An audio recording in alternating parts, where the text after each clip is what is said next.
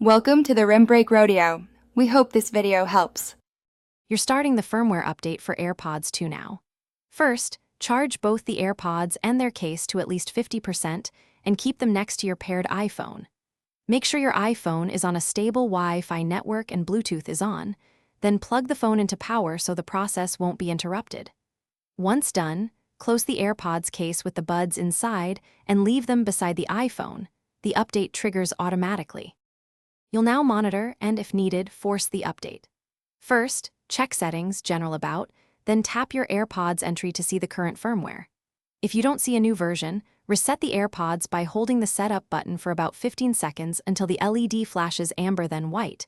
That clears pairing and prompts a fresh firmware push. Reconnect them to your iPhone, place the closed case near the phone, and allow time for the update to install automatically. Finish by verifying the firmware in Settings, General, About after your AirPods reconnect. That confirms the update completed. If the update fails, restart your iPhone, wait 10 to 15 minutes, then repeat the reset and reconnection steps. Sometimes the server push needs a retry. Make sure Bluetooth and Wi-Fi remain on and the phone stays plugged in. If problems persist, contact Apple support and tell them the firmware version you have.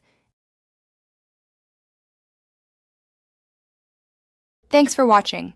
Consider subscribing if we helped you.